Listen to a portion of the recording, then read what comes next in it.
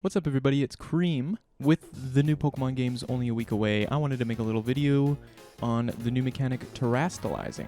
I wanted to show you how it works, how to use it effectively, offensively, and defensively in battle. Every Pokemon game these days has a crazy battle gimmick. You know, XY had Mega Evolutions, Sun and Moon have Z moves, Sword and Shield had Dynamaxing. Scarlet and Violet's battle gimmick is called Terastallizing, but what exactly is Terastallizing? Terastallizing is a phenomenon only found in the Paldea region. Every Pokemon can Terastallize into each of the 18 types. For example, Charizard. Charizard is normally Fire Flying type, but this one is using its Terastallize to be the Dragon type. And he gets a little funny hat too. So by using Terastallization, a Pokemon can change its type. Terastallized Pokemon will become the type they turn into, and they will shed the other types that they had previously. For example, if you Terastallize Bulbasaur into Water type, he loses Grass and Poison typing and solely becomes Water type.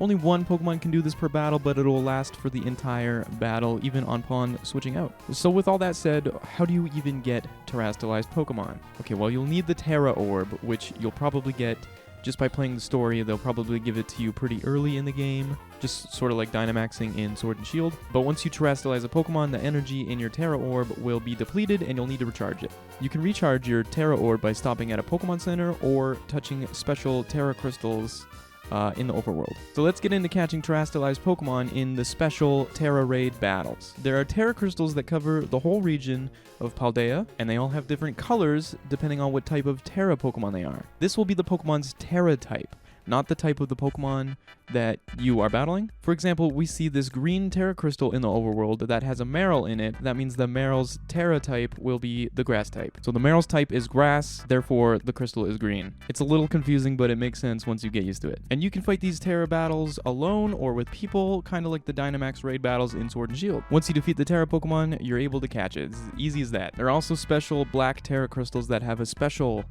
Terra type Pokemon in it. These ones are based on real world events, kind of like the Dynamax events in Sword and Shield. And these ones will be a lot harder than the normal ones. You'll probably want like a whole team of friends to beat them, if you have any. I don't. And it says you'll be able to participate in these after certain post-game events. All that explaining out of the way, let's get into why Terastallizing is such a big deal for the Pokemon meta. If you aren't familiar with Stab, same type attack bonus, I'll explain it pretty briefly. If you use a move that's the same type as the type of Pokemon that you're using, it'll do 1.5 times damage. But if you Terastallize into one of the types your Pokemon already is, you'll get a 2 times damage bonus. And this is insane. The damage output for a Pokemon now is crazy. I'm super excited to see how Pokemon tournaments go with like real people.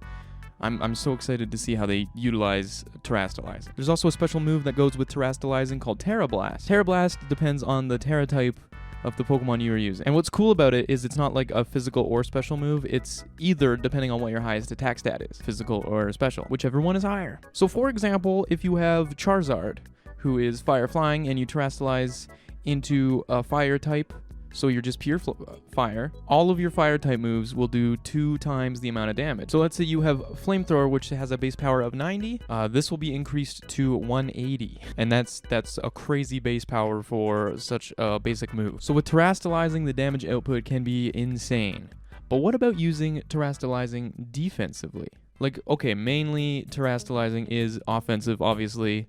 Moves get powered double, but I think using it defensively is like so interesting. It's a cool concept, so I'm gonna go through that pretty quick. This is definitely where the options open up a little bit more. It's so crazy how like game-changing this one little mechanic can be. Okay, so say you're up against the normal type, he's just Terastallized into the normal type, and they're gonna hit you with like a Hyper Beam. And Hyper Beam has a base power of 120, so with Terastallizing, it'll do 240 damage. Well, all you gotta do is Terastallize into the Ghost type, and then you have nothing to worry about. Like, you just negated all the damage altogether. Is there a strong ground type Pokemon that keeps using Earthquake? Terastallize into the flying type and avoid the damage altogether again. And it just keeps going. You get the idea. And abilities will be huge with Terastallizing too. Technician already increases the power of moves. Then imagine this, you Terastallize, Technician is already making your weaker moves do more, and then they do double on top of that. That's going to be insane. Like, imagine like a Caesar running Wing Attack or whatever it has. The possibilities are nearly endless. I'm so excited to see how people will use this to their advantage. So let's go through a little bit of my favorite Terra types that I think will be huge for the meta. Some overpowered Terra types include Ghost. Ghost gets immunity to normal and fighting type moves, so this one will be pretty big. Flying. Flying Pokemon get immunity to ground type moves. Basically, any Terra type that has an immunity to anything will be really good. Dragon. Dragon already has a lot of resistances, and it's like one of the best types in the game. I just think Dragon will be really good too. Steel. Steel has a lot of resistances. They're also like really powerful. Another one of those great types. And of course, Fairy. Fairy is immune to Dragon. Fairy type Pokemon are obviously pretty good, so I feel like Fairy will be a really good type to Terra into. So what are your thoughts on Terastallizing? Leave it in a comment below. I think it's going to be a really fun mechanic. It's definitely going to shake up the game a little bit more. I just can't wait to see what cool Terra type Pokemon, what weird gimmicks we can think of for the meta. I think it'll be really cool and fun. Also, if you're new to the channel, what's up? I'm Cream. I'm going to be streaming all of Pokemon Scarlet and Violet November 18th, probably at like 12:30 or like 1 o'clock a.m. You can check me out on twitch.tv/creamthephoenix. I'll put a little link down below, and also I'll put it on the screen right there. Since Pokemon Scarlet and Violet are multiplayer, you can come play with me. I'll come into your world. I'll steal all your shiny Pokemon that are in your world, and it'll just be a great time. And we could do Terra raids and stuff too, and all that kind of fun stuff. Anyway, if you like the video, commenting and liking obviously helps a lot. And that's pretty much it. So, thanks for watching. Later, skaters.